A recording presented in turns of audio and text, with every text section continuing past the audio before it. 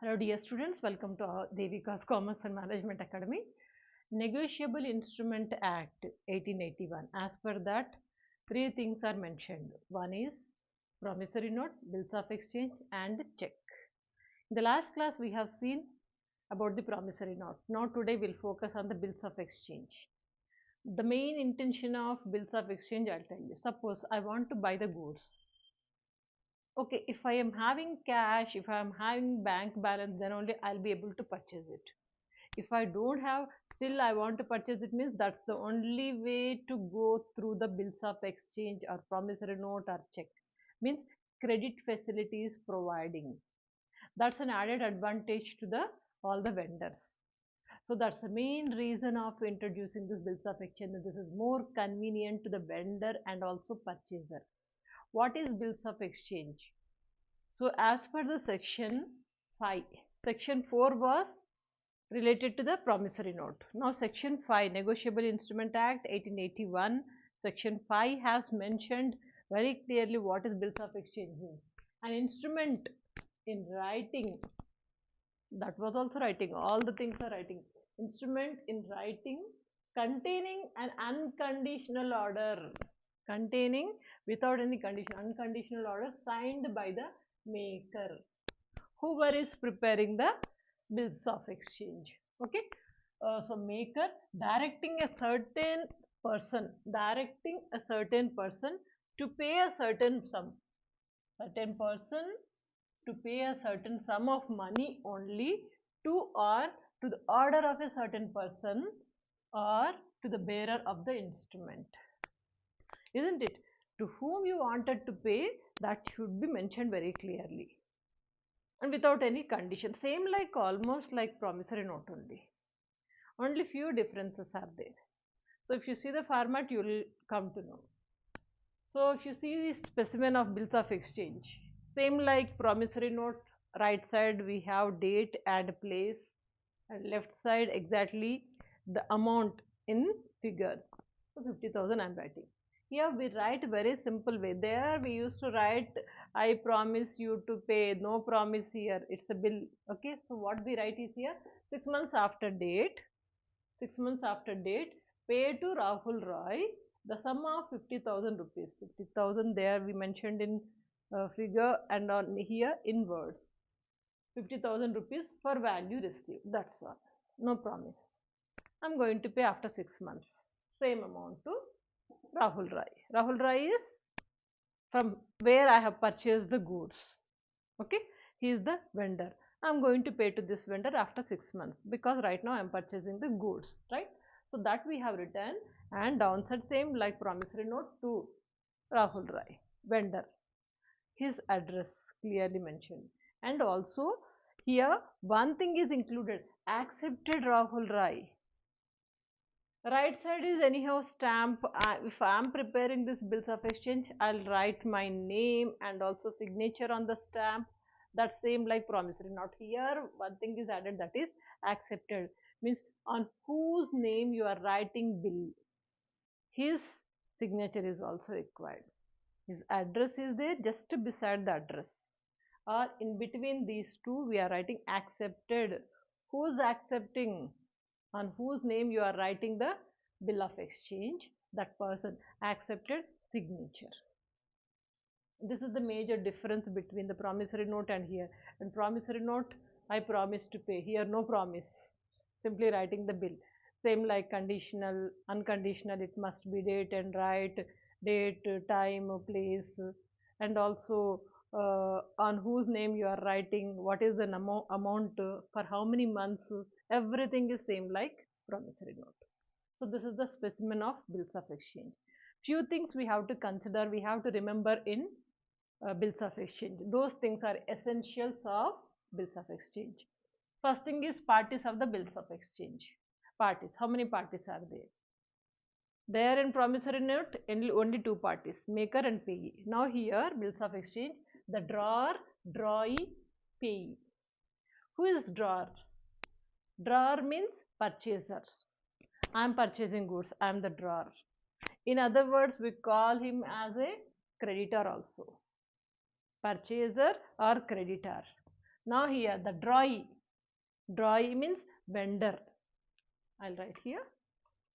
Drawee means vendor, or otherwise you can say debtor, who is selling the goods on debit credit basis.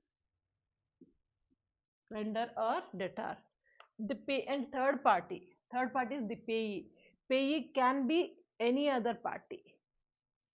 Directly, I am not paying to so and so person. I can pay to someone, or that person can pay to another person. Like payee can be anyone. Drawer, drawee, we know. Drawer means purchaser, or you can say him as a creditor. Drawee is vendor or debtor. Now, parties of the bills of exchange, three parties: drawer, drawee, payee. Now, stamp. This is, stamp is compulsory for writing a bill. Stamp and amount also written, both the sides, in figure and also in words.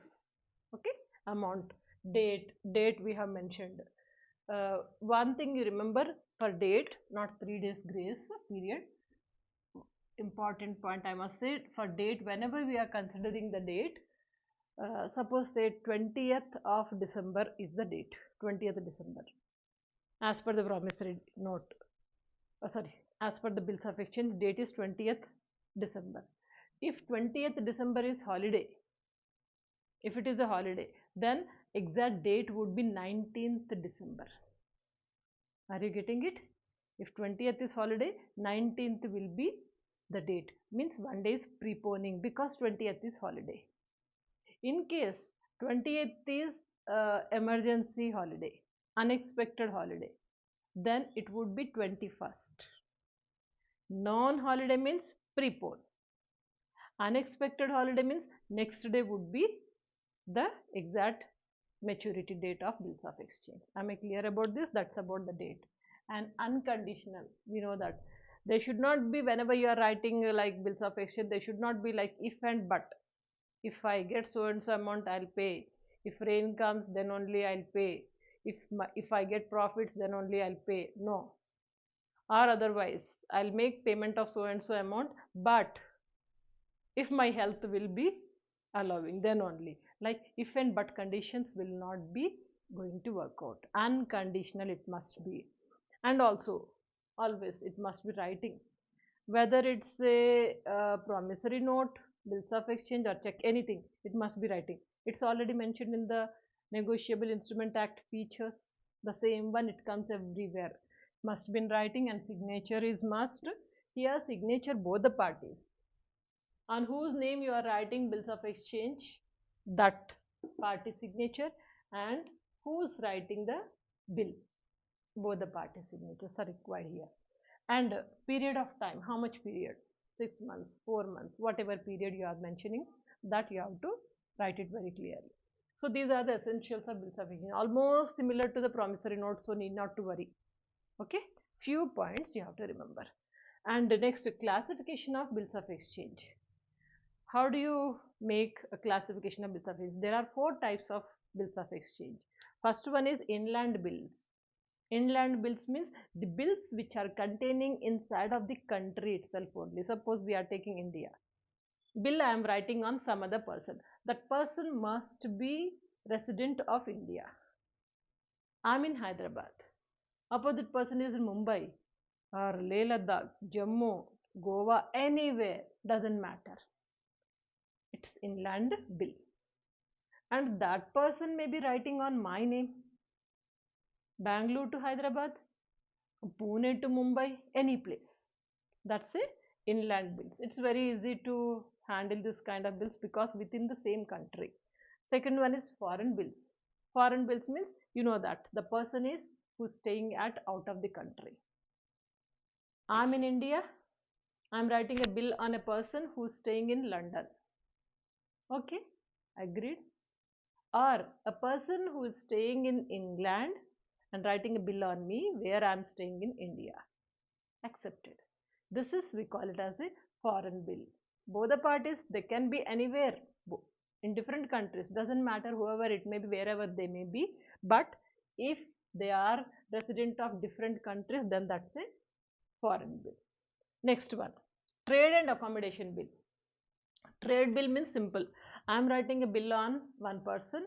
If the bill is accepted by that person, that will become a trade bill, simple bill. There's no conflicts, or there is no confusion at all. Simple bill, that is trade bill. Trade means related to the trade. As per the business point of view, we are preparing this bill. Second one is accommodation bill. Accommodation bill means, suppose say we are writing bill for 6 months, but after 4 months or after 3 months, I would like to pay the amount. I don't want to wait till 6 months. If I pay a little bit early, then that will be called as discounted bill. Vendor is going to make some, or vendor is going to give an available opportunity to get the discount. That's called as accommodation bill. Before the maturity date, whenever uh, the purchaser is drawing, or the purchaser is presenting the bill, then he'll be getting a discount from the vendor. So that is why we say it is accommodated or accommodation bills. Okay. Last one, demand bills. Demand bills are those bills whenever you find that there is a requirement as per the need, as per the demand. According to that, I want to draw a bill. If no requirement, I don't want to. So that is as per the need and requirement, when we prepare the bill, that is demand bill. Clear these points? Topic is very simple. If you understand the promissory note, bills of exchange is also easy. Of course, in BCom first year or MBA, whatever may be your course, CA, CS, CMA, bills of exchange is compulsory subject, right? So there you learned already the same thing revision we had. Next class we'll see check. CHEQE. Okay, stay connected. Don't forget to share this video. Good luck. Take the screenshot.